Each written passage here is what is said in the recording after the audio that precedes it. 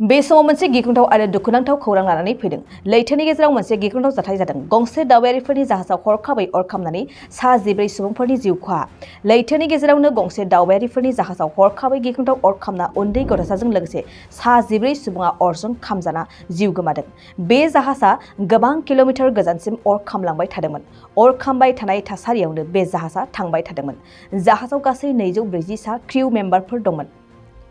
केनसुकी 77 मुंनि जाहाजाव बे गिख्रंथाव जाथाया जादों आरो बेबायदिनो दुखुनांथाव जाथाय जायो।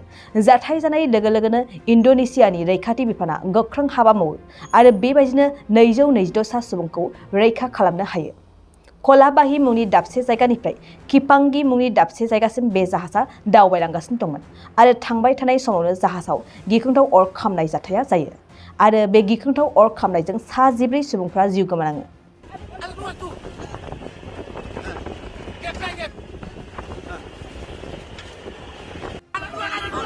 Anak duluan. Angkat tuh ibu-ibu tuh. Anak duluan, anak duluan tuh. Gap. Anak duluan.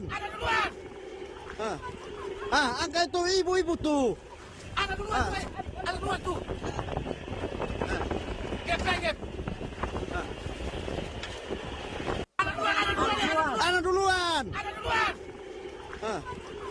Angkat tuh ibu-ibu tuh. Anak duluan. फोरोंगिरि मावनो गोसो जानाय बिजाथिफोरनि थाखाय गोजोनथाव खौरां। बाक्सा जिल्लानि सालबारियाव थानाय गुड शेफार्ड नेशनेल स्कुलाव गोबां फोरोंगिरिनि गोनांथि जादों। बे फरायसालियाव गाहाय फोरोंगिरिजों लोगोसे आखान्थि फोरोंगिरि आरो साबा आयदा फोरोंगिरिफोरनि गोनांथि जादों। फोरोंगिरिफोरनि मासिखौ बिजाथिफोरनि गेजेराव आनजाद लानायनि गेजेरजों थिसननानै लानाय जागोन।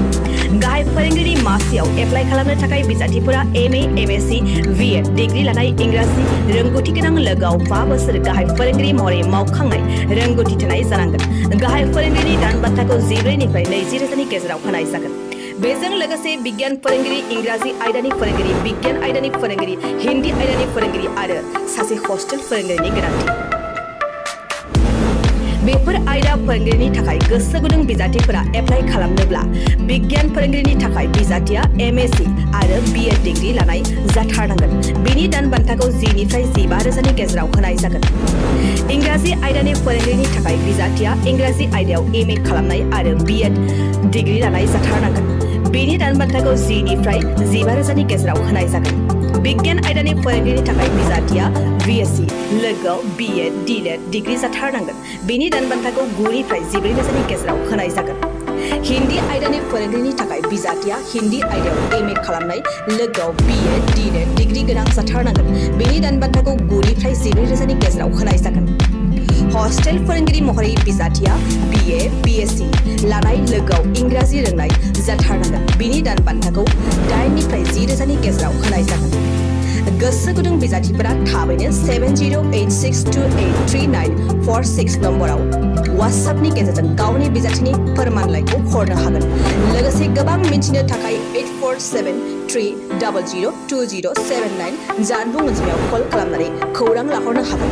आनजादखौ बोहैथि दाननि 30 अक्ट'बर रबिबार खालि फुंनि 10 रिंगायाव लानाय जागोन।